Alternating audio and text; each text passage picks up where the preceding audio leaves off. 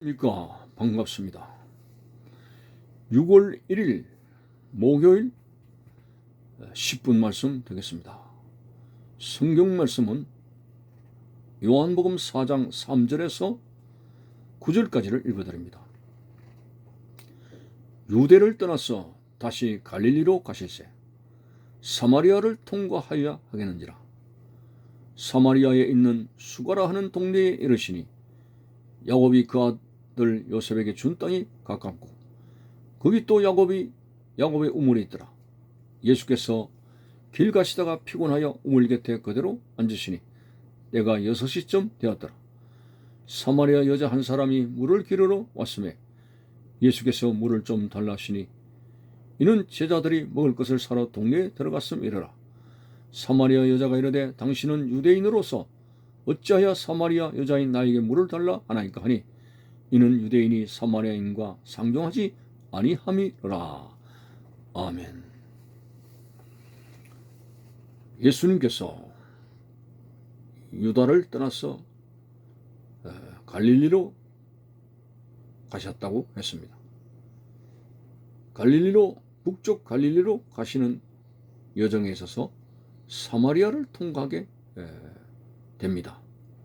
자, 그래서 사마리아에 있는 수가라는 동네에 예수님이 가셨는데 그곳에는 야곱이 그의 아들 요셉에게 준 땅이 가깝고 또 거기에는 야곱이 판 우물이 있었습니다.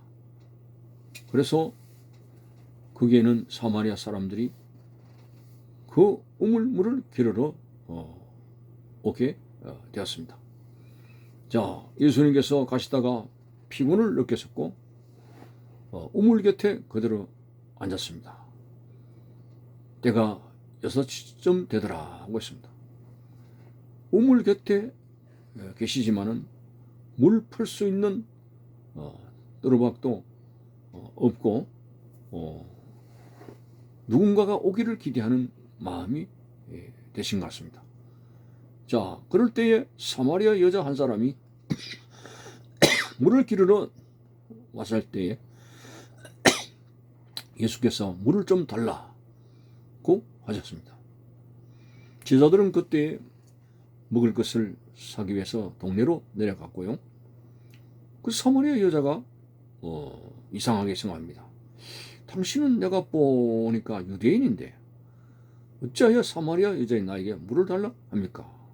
라고 했습니다.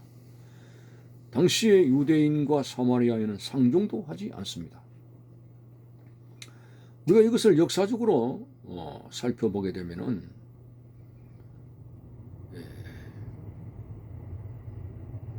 솔로몬 사후에 이스라엘은 두 동강으로 갈라졌습니다. 왕위가 끊어지지 아니하려 하는 하나님의 약속이 깨진 것이 아니고 솔로몬이 그 아버지 다윗과 같이 정직하게 살지 못하고 수많은 여인들의 섬기는 우상을 섬기고 하나님을 저버렸기 때문에 결국은 솔로몬 사후에 북쪽은 이스라엘, 남쪽은 유다로 갈라지게 되고 남쪽 유다의 수도는 예루살렘, 북쪽 이스라엘의 수도는 사마리아가 되었습니다. 자, 그렇게 쭉 내려오다가 많은 역대 왕들이 남과 북으로 이제 다스리게 되었죠.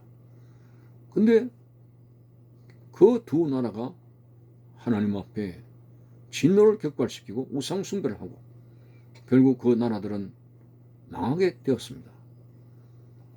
북쪽 이스라엘은 주전 722년경 이제 사마리아 성이 에워싸이며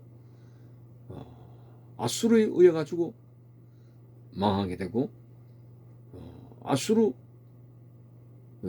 그 사람들은 결혼 동맹 정책을 해서 아수르 사람들과 현지의 사마리아 여자들과 결혼을 시켜가지고 혼혈족을 만들어 버립니다. 남쪽 유다 사람들은 주전 586년에 바벨론의 침공에 의해 가지고 나라가 무너지게 됩니다. 두 나라가 망하게 되면서 유다 나라가 사마리아 사람을 멸시하게 된 배경은 그 사마리아 사람들이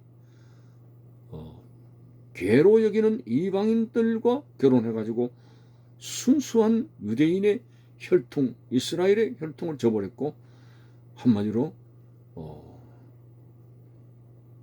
유다 사람들은 혼혈적인 사마리아 사람과 상종도 하지 않게 되었습니다. 그래서 한마디로 북쪽 이스라엘 사마리아 사람들은 배교자라는 그런 인식을 갖게 되고 이방인과 똑같다라는 생각을 가지면서 유다 나라 사람들이 멸시하게 됐습니다. 자, 이런 그 역사적인 어떤 분기점을 통해서 유대인과 사마리아 사람들은 상종도 하지 않는다고 하는 것입니다. 근데 사마리아 사람이 그 수가라고 하는 성에 우물을 기르러 왔을 때에 유대인처럼 생긴, 예수님께서는 유대인으로서 오셨죠. 유대인의 모습을 취하고 있는 예수님이 물을 달라. 이거는 깜짝 놀라는 일이죠. 아무리 유대인들이 궁급한 상황에서도 사마리아 사람들하고 말하지 않고 어떤 도움을 요청하지 않습니다. 근데 예수님이 물 좀 달라 하니까 사마리아 여자가 너무나 이상하게 생각합니다. 사마리아 여자가 말을 합니다. 당신은 유대인으로서 어찌하여 사마리아 여자인 나에게 물을 달라 하나이까? 이는 유대인이 사마리아인과 상종하지 아니함이로라 라고 하는 이것에 대해서 말씀을 드렸습니다. 오늘 역사적인 아픔이 됩니다. 우리나라도 남과 북으로 갈라진 지 오래되었습니다. 바벨론 70년 고난의 세월도 길었지만 6.25 전쟁 이후로 남과 북이 갈라진 지가 얼마나 오래되었습니까? 70년이 넘었습니다. 그래서 오늘 우리 남한이 자유를 만끽하며 산다지만 저 북녘 땅의 공산치하에 고통당하는 우리 동족들이 철저한 자유가 박탈되어지게 되고 암울한 고통 속에 살아가는 저들의 고통을 위해서 날마다 기도하지 않을 수가 없습니다. 주여 우리에게도 하나님의 말씀의 권세와 권능으로 평화적으로 남북 통일이 이루어지게 해달라는 이것이 항상 생활 속에서 여러 가지 많은 기도 가운데 민족을 위한 기도가 반드시 포함되어져야 하는 것입니다. 하나님은 우리나라의 역사적인 아픔을 치료하시고 하나님이 보아서 우리나라 만세가 된다는 그런 애국가의 가사처럼 오늘 하나님께서 순교자의 피가 흘린 이 강산을 반드시 지키게 될 것입니다. 성도들은 열심히 나라와 민족을 위해서 기도해야 된다고 하는 것입니다. 오늘 이스라엘도 이렇게 역사적인 분단의 아픔이 있게 됐습니다. 그것은 바로 그들이 하나님을 저버리고 우상숭배로 기울어졌고 타락을 했기 때문에 이웃 나라를 통해서 채찍으로 만들어서 유다와 이스라엘을 때리신 그것이 되는 것입니다. 그래서 오늘 그 이후로 유다와 사마리아와 상종하지 않는 그런 불행한 일들이 생기게 되었습니다. 여기서 우리가 알 수가 있는 것은 그 이스라엘 민족들이 다윗 시대의 통일 국가를 형성시키던 그 때를 항상 유지할 수 있는 비결은 하나님 안에 있기만 하면 됩니다. 왜 그런데 구약 시대의 사람들은 걸핏하면 우상 숭배로 기울어지고 하나님을 떠났을까요? 수시로 떠납니다. 그들은 그때 그 당시는 성령을 보편적으로 받지 못한 시대요. 하나님을 확신하여 살 수 없는 그런 그 안타까운 시대가 될 때에 우리는 오늘 성령 시대에 성령에 대조하는 확신을 가지고 그 확신은 믿음입니다.